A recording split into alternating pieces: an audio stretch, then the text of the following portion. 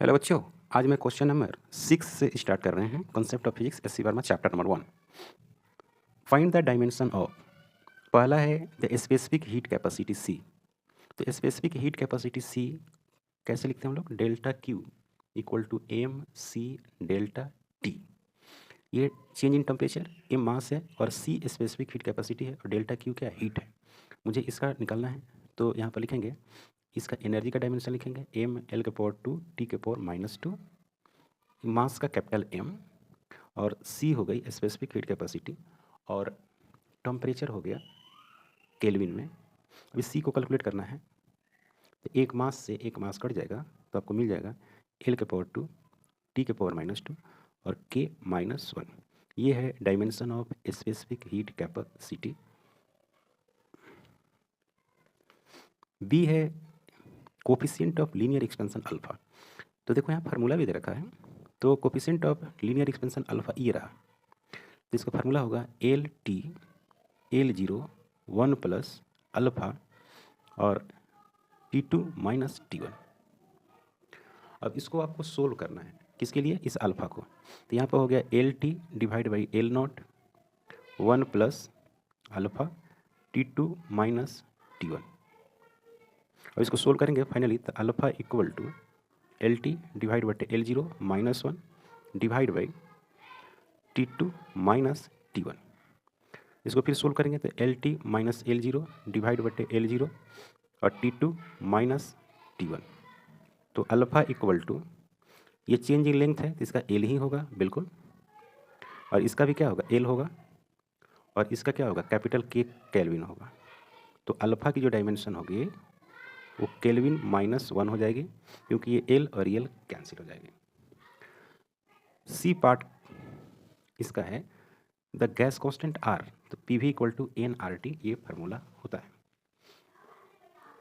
PV equal to NRT, NR equal to PV divided बटे NT। This is the R।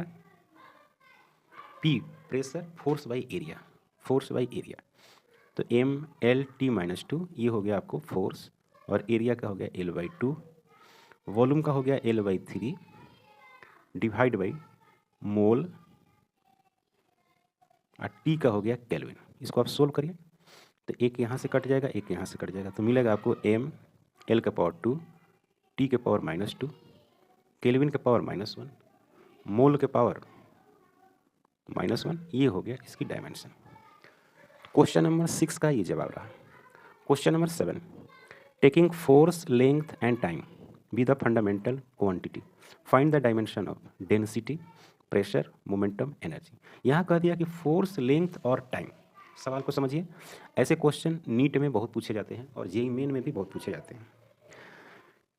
ये question है कि force को,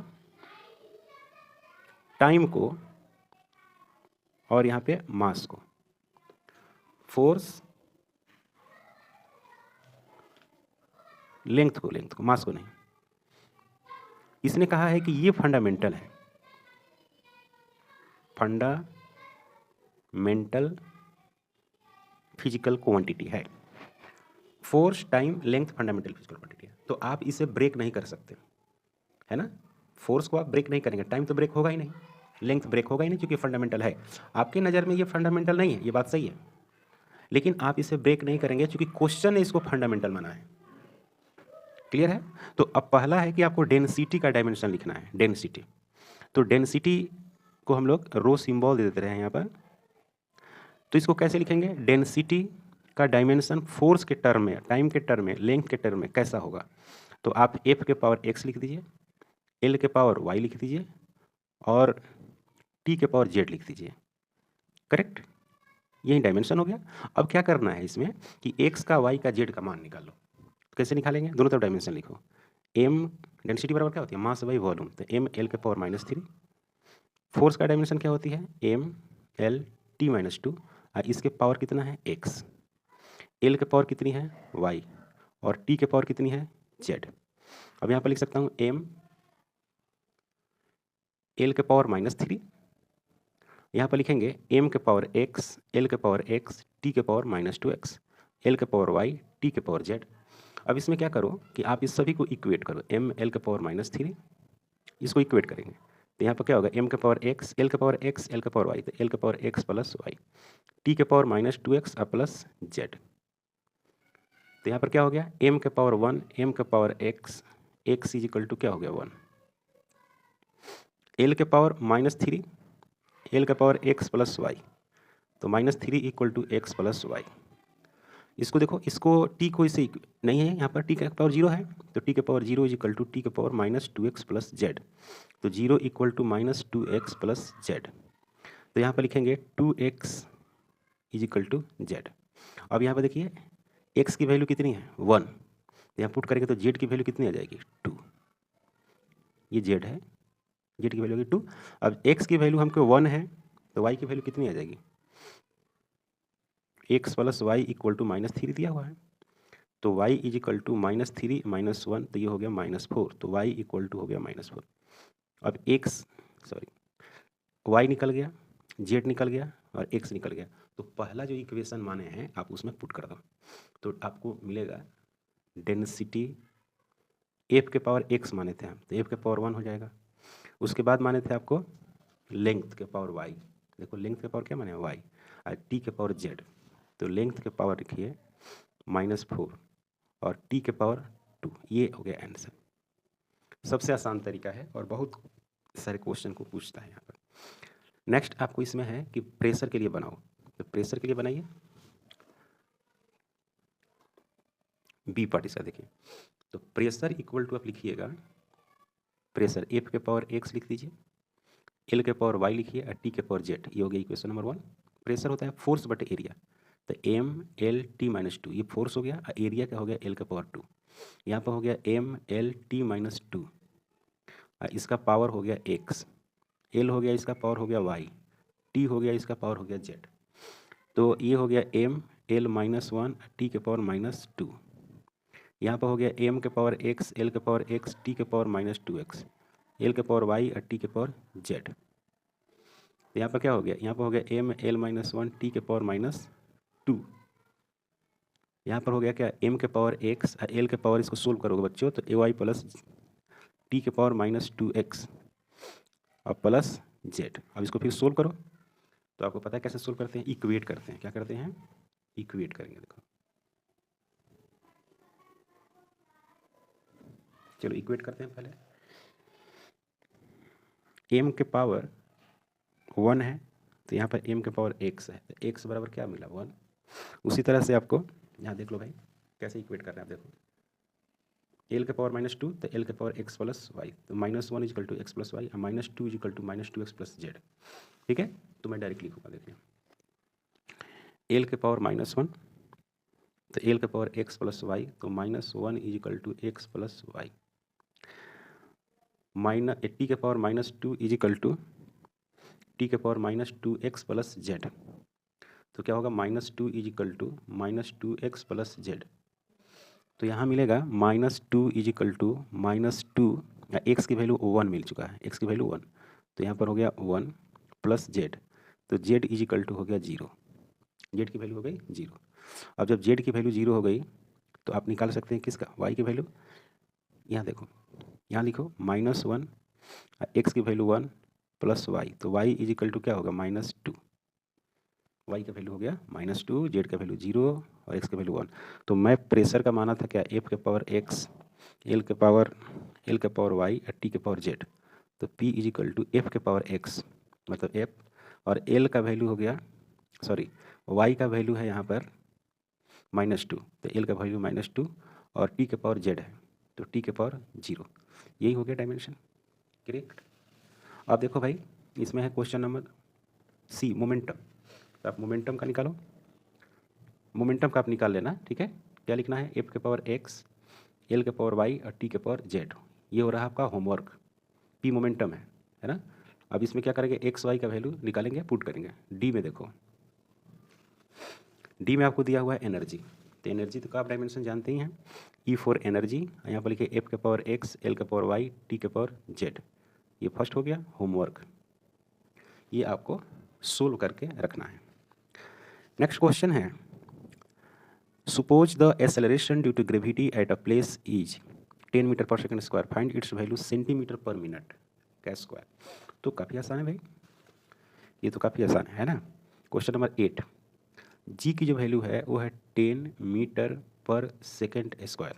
आपको इसको कन्वर्ट करना है सेंटीमीटर पर मिनट इसका स्क्वायर। तो कुछ नहीं करो भाई, यहाँ पर 10 है, मीटर पर सेकंड स्क्वायर है, तो 1 मीटर इक्वल टू 100 सेंटीमीटर, तो यहाँ पर 100 रखना है।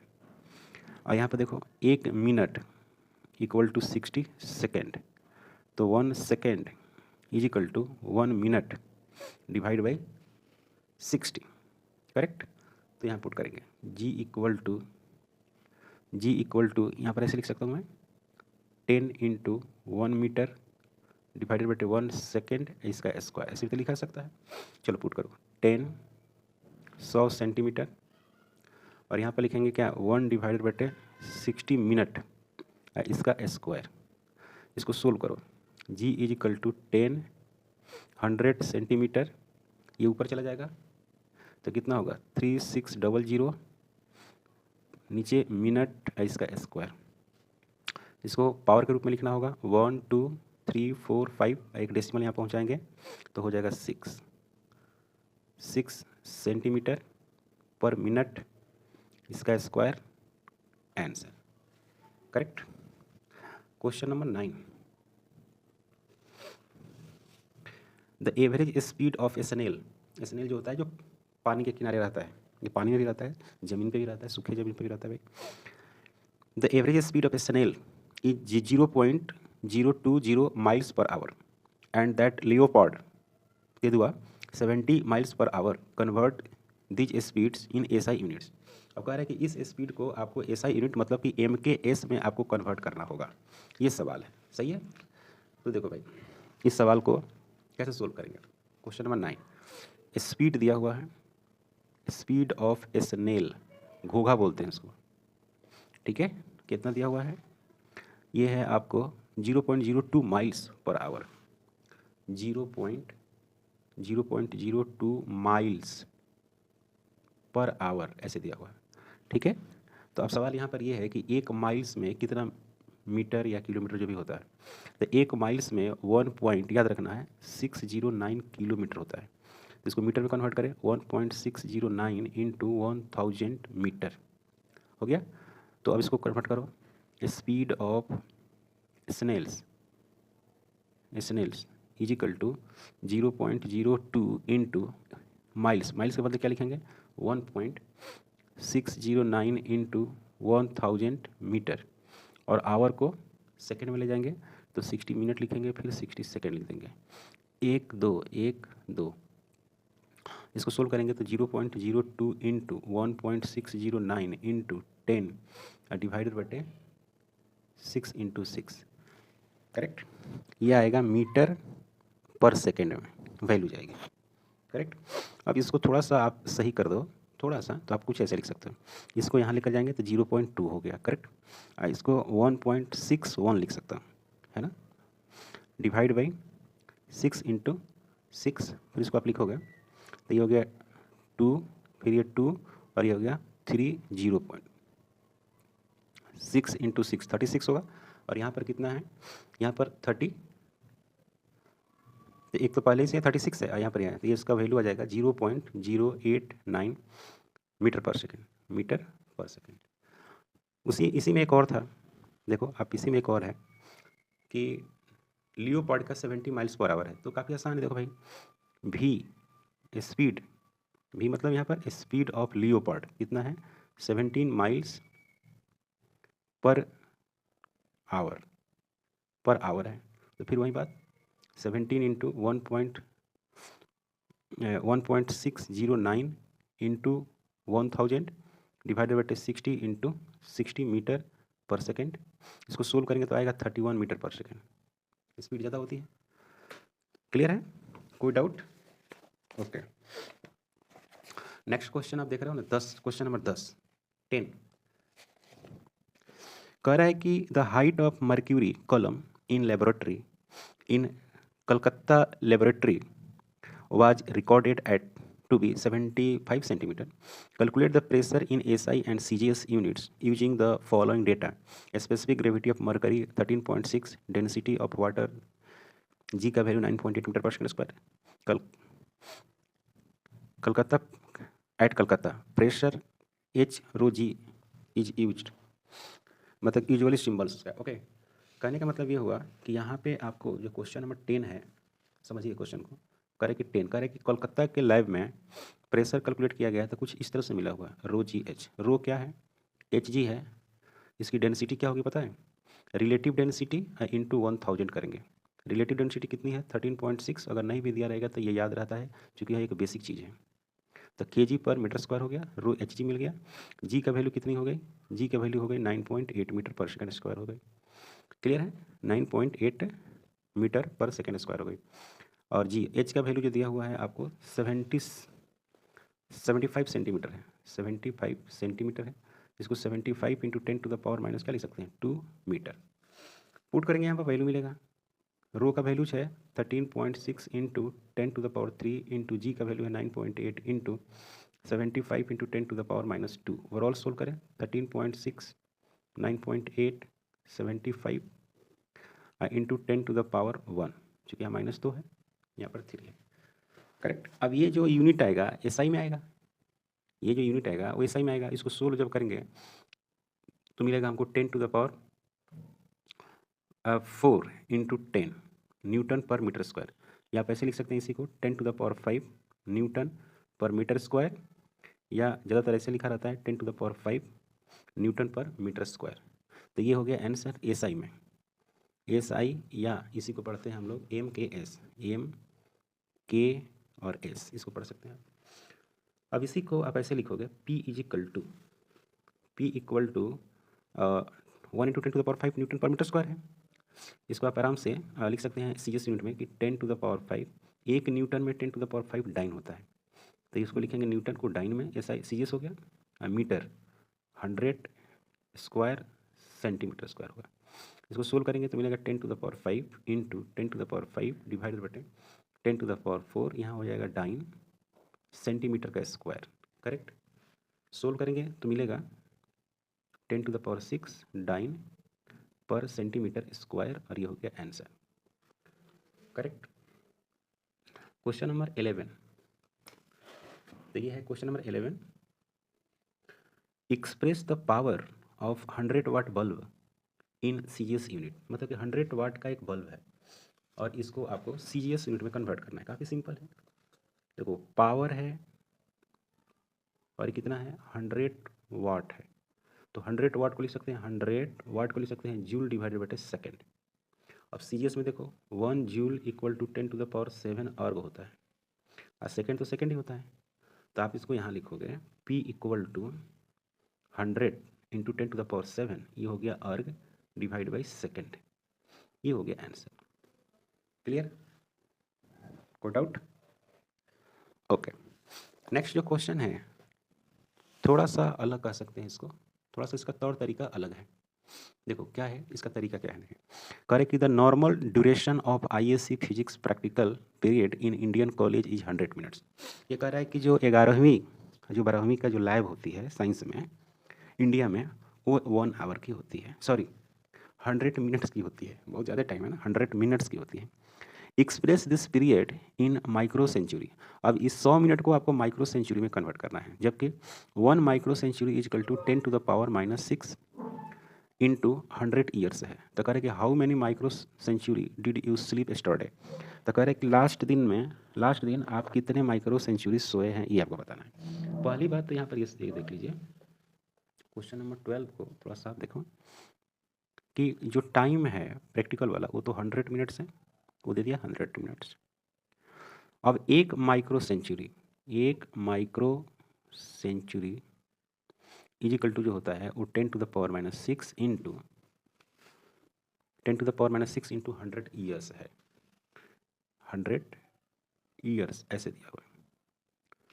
ठीक है.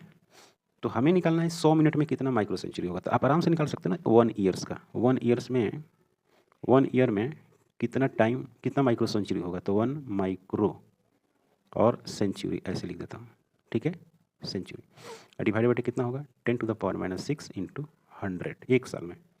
हमें मिनट में ले जाना है तो एक साल में कितना होता है 365 डेज, फिर 24 एक दिन में 24 आवर, एक आवर में 60 सॉरी ये हो गया आपको 365 डेज हो गया, और एक दिन में 24 घंटा होता है, और एक घंटा में कितना मिनट होता है 60 मिनट होता है, ठीक है, तो ये आ गया minute equal to 10⁻⁻6 sorry 1 micro century divide by 10⁻⁻6 है या 10⁻2 है तो -4 हो गया। ओके, तो हमें कैलकुलेट करना है एक मिनट में हो गया 1 माइक्रो सेंचुरी डिवाइड बटे 10⁻⁻4 365 24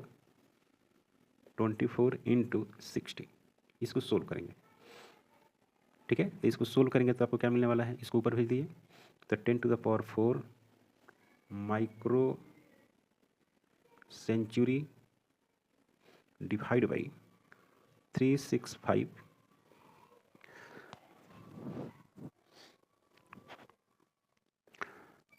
इंटू 24 इंटू 60, इसको सोल्व जब करेंगे तो मिलेगा 1.9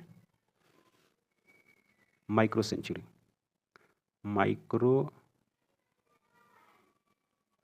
सेंचुरी एक मिनट में कितने माइक्रो सेंचुरी, इतने माइक्रो सॉरी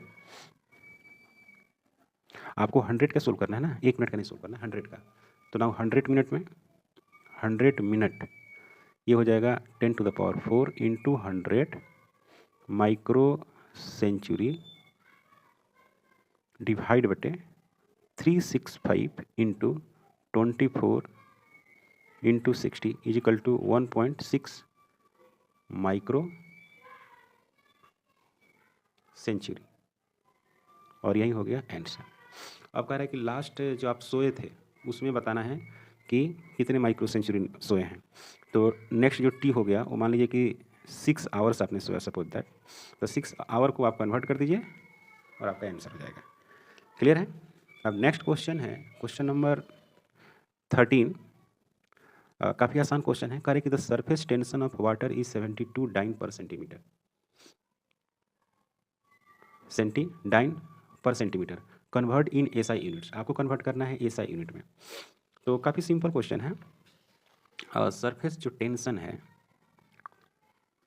सरफेस टेंशन ये दिया हुआ है 72 डाइन पर सेंटीमीटर है। अब इसको कन्वर्ट कर देना है एसआई में। तो 72 1 न्यूटन में 10⁵ डाइन होता है, तो एक डाइन में 10⁻⁻5 न्यूटन हो जाएगा। एक मीटर में 100 सेंटीमीटर होता है, तो 1 सेंटीमीटर में 10⁻⁻2 मीटर हो जाएगा।